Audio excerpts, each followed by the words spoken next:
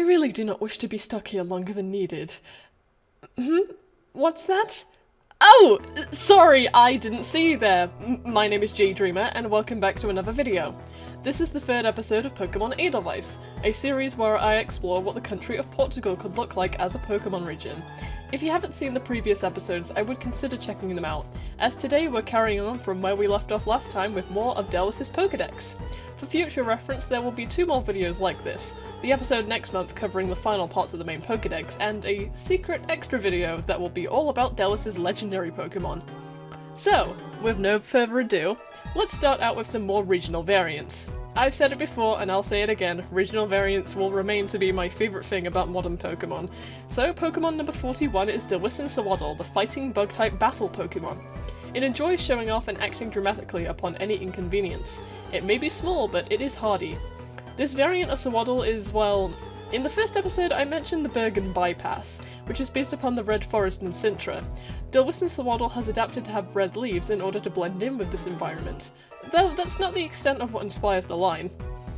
Delis and Sewaddle evolves into Delis and Swadloon, the warrior Pokemon. It grows stronger and stronger with every battle it participates in. It seeks to train itself diligently, preparing for harder and harder fights. Now, here's the other inspiration. Delis and Swadloon and its evolution are based upon samurais, with their helmet made out of leaves and their tough and hardy disposition. And yeah, me saying it's evolution and not Levani is because Delis and Sewaddle doesn't evolve into Levani. Instead, upon using a Sunstone, Delis and Swadloon will evolve into Lemurai, the samurai Pokemon. It strikes with blows that are nigh impossible to dodge, and attacks mercilessly to try and knock their opponent down. They grew to immensely respect those who defeat it. Lemurai is the epitome of all things Bushido. That is the way of the warrior, which teaches to never fear death and to die for valor. Though Lemurai can be reckless, it cares a lot for the Pokemon and people it protects. Its design also contrasts Levani's femininity with a more masculine design. Oh, and Lemurai's name comes from Levani plus Samurai. Next up is a regular Fakemon, being Glowbrawl, the Lake Dweller Pokemon. However, what's not so normal about Glowbrawl is its forms. Glowbrawl are spread out across the region and have adapted to many environments. 3 different forms have been discovered so far, and research is being made into uncovering more. The 3 forms all have different type combinations too. Glowbrawl is primarily fighting type, but the lake form is part electric, the ocean form is part dark, and the swamp form is part poison. They can be encountered in all 3 environments, but can also change form if taken to said places. Glowbrawl's inspiration is actually quite simple, being the Chinese fighting fish, a fish that comes in many different and vibrant hues. Oh, and Glowbrawl has a new ability too, being Filtration, which removes all surrounding Pokemon stat changes upon switch-in. This is negated by Baton Pass though, so if Glowbrawl is switched in via that move, it may cause lots of trouble. Glowbrawl's name comes from glow and brawl to get across that fighting type spirit. Glowbrawl doesn't evolve, so let's move on to some more original variants. Being Delis and Roly-Coly, now a pure steel type. It likes rolling around in circles, and it never backs down once challenged to a race. Its core contains electrical energy that can spark upon being damaged. Now the inspiration here isn't actually evident in Roly-Coly, but Carkol is, as Carkol is now a steel and electric type. It cuts various evolutionary stones in and out of various caves, helping harvest precious minerals alongside them. Its electric core is said to hold an infinite amount of energy. This is definitely one of the more detailed designs I've created, but I think it was worth it. Delis and Carkol is still a minecart like regular Carkol, but now it travels via the use of electromagnetism, which is a very big design feature once it evolves. Like Delis and Swadloon, Delis and Carkol has a new evolution, being Colspress, the transit Pokemon. It uses its newfound electromagnetism to cart large chunks of electrically charged objects. They are used industrially as quicker and more energy efficient alternatives to trains. So here's the actual inspiration. Colspress is based upon a bullet train. Colspress is actually just the head of the train. The giant thunderstones trailing behind it is just one of many jobs this Pokemon is used for. This and Lemurai were both designed by the wonderful Emma Majors, who I've collaborated with in the past. Colspress's name comes from Colossal plus Express, as in an express train, since it's so faster compared to a regular train. Now moving on to something a little different, as this is a Fakemon that's owned by both me and several other people. Tibit is collectively owned by everyone who is a part of the Euroverse project, a project where me and many of my friends create regions based upon different parts of Europe. Tibit's gimmick relates to this, as depending on the region it levels up in, it will evolve into something different. So in a way, Tibit is an Eevee clone. Its DNA is very temperamental and is said to be affected by even the most subtle changes in environment. It is widespread across the continent. Tibit is based upon a rabbit and the luck that surrounds them, having the ability Super Luck, but also being the source of Tibit's Foot, a new held item that increases the critical hit rate of Tibit even further. Tibit's name is a palindrome, just like Eevee, meaning it's spelled the same way forwards and backwards. It takes the bit from rabbit to achieve this. And inside of the Delis and Paldea region, Tibit will evolve into Enkifer, the Brainiac Pokemon, a psychic type. It is considered a cryptid due to its rarity. There have been reports of people claiming that Enkifer stole them away into space, but there have never been any evidence of this. Enkifer is based upon a certain cryptid, being the Mallorcan hare, a subspecies of hare that may have never existed, and is assumed to be extinct. It's also got an alien motif with the green skin and the third eye, which is also related to its psychic typing. Its name comes from Enkephalos, meaning brain in Greek, and hare. Moving on, we have the baby Pokemon Bellsmolder, a fire and rock type. Its round body allows it to stay afloat in even the most active volcanoes. It eats molten rock as part of its diet. Bellsmolder is based upon a whale, quite obviously, and it's another round boy who lives within lava due to its fire typing. Its name comes from beluga, small, the cutesy way of saying small, and smolder, like fire. Oh yeah, speaking of belugas, Bellsmolder evolves into Deraluga, the volcanic Pokemon. It can zip through lava at similar speeds to a speedboat, and has a high reaction time to oncoming obstacles. It can generate molten rock from the end of its tail as a kind of fuel source. And as stated, it's based upon a beluga whale, aka the Pog whale. Yeah, I'm saying Pog in the year 2024 just so I can date myself.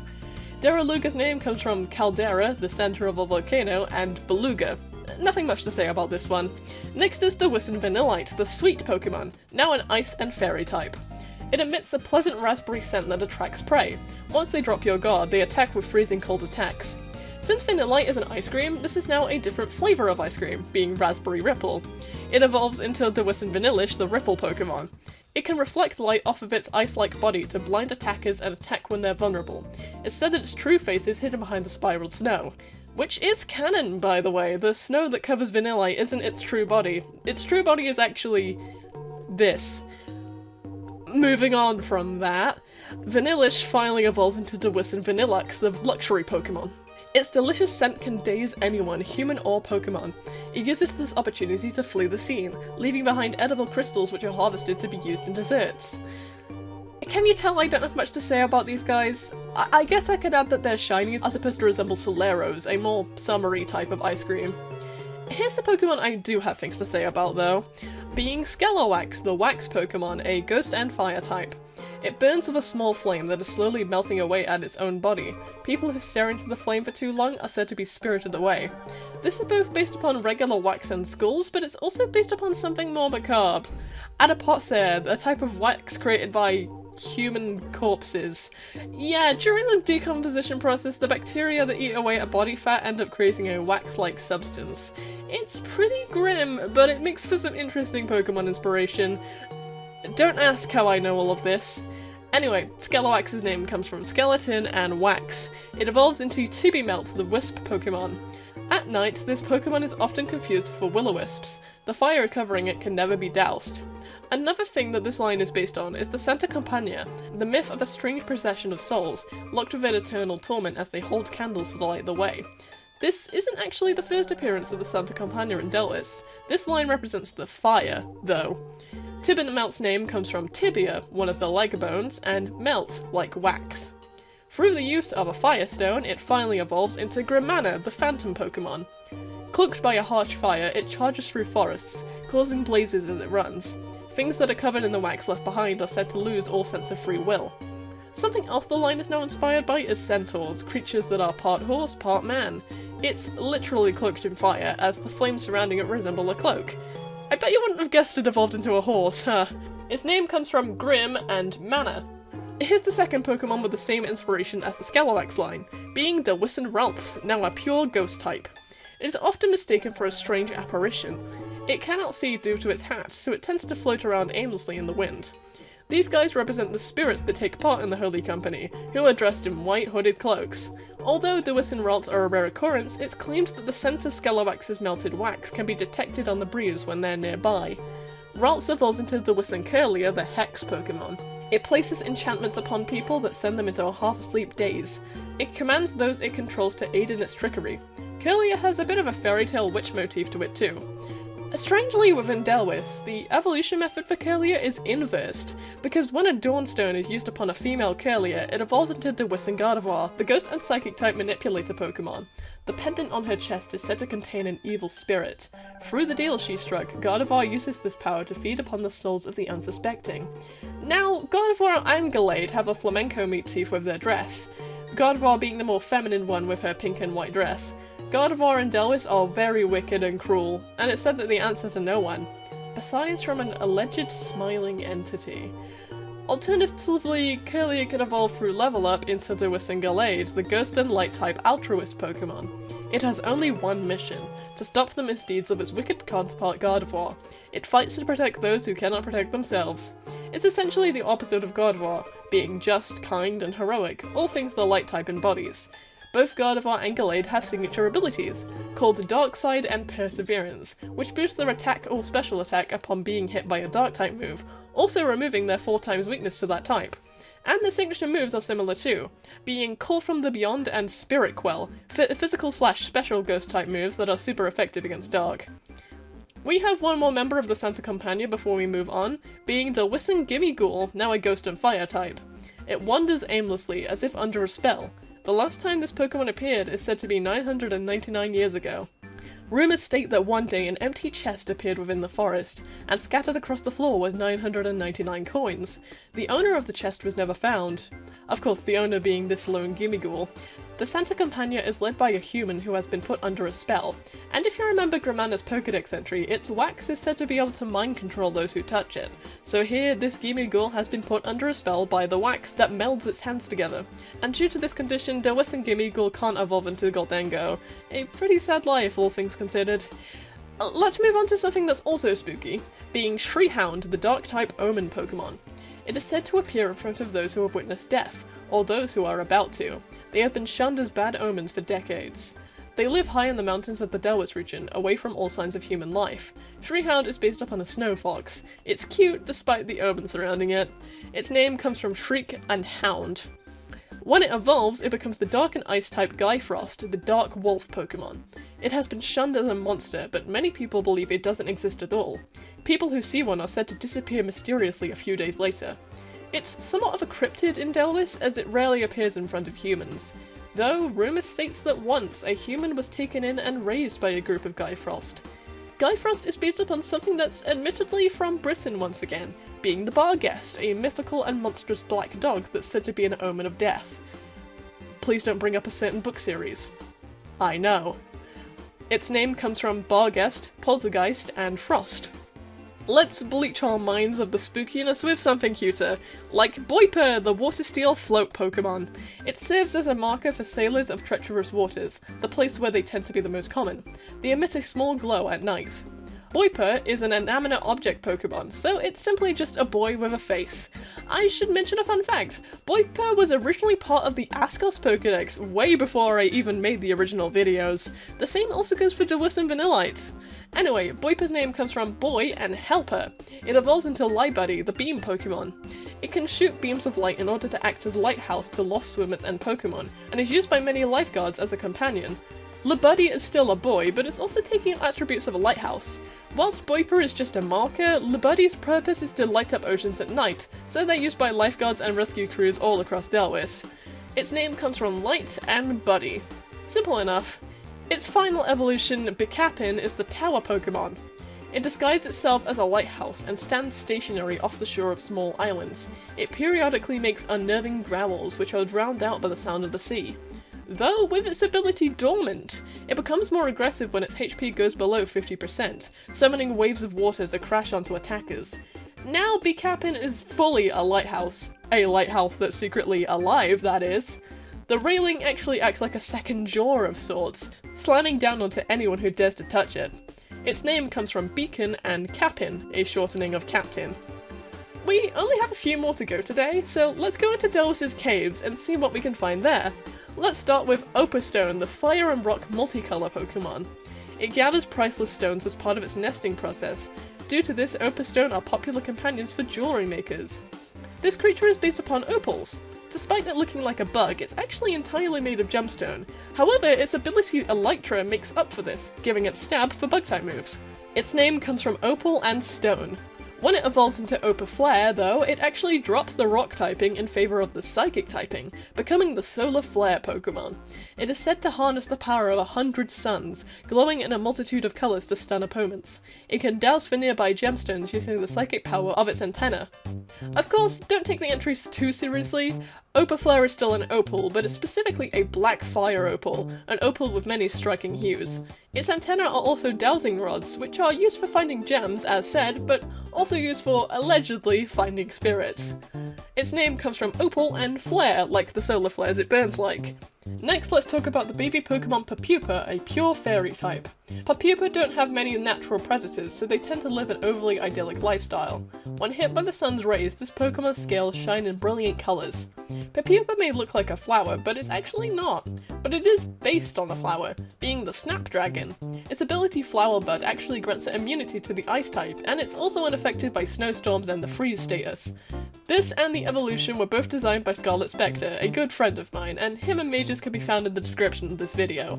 Its name comes from Pop, Poppy, and Pupa, as in the middle stage between a larva and an adult. And it evolves into the Fairy Dragon type Dazzsnap, the flowering Pokemon.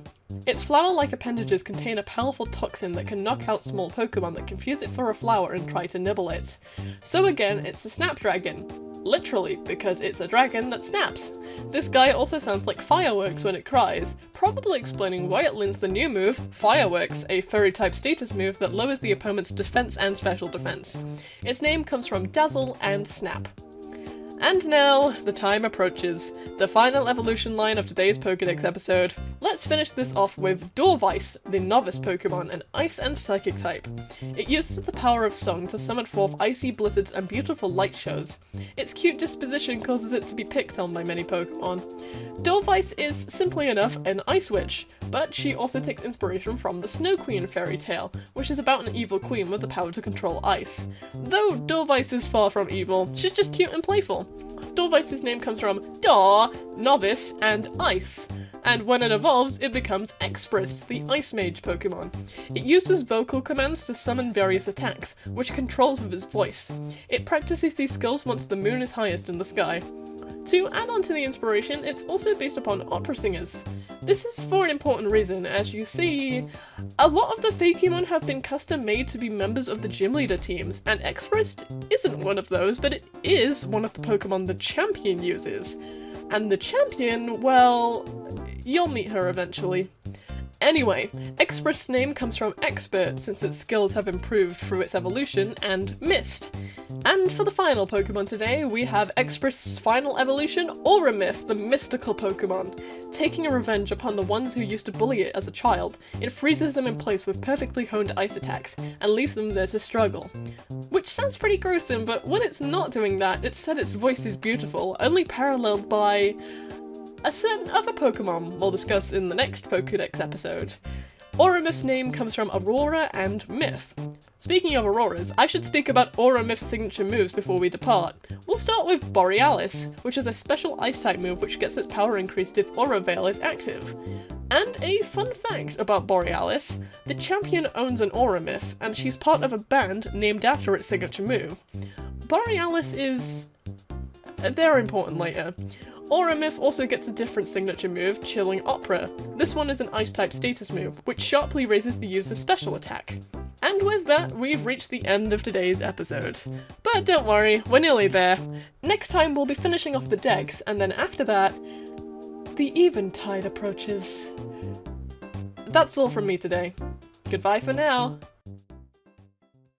Be a hero, be a hero, all the power is at your command. Face your fears and show you're a hero, the future of the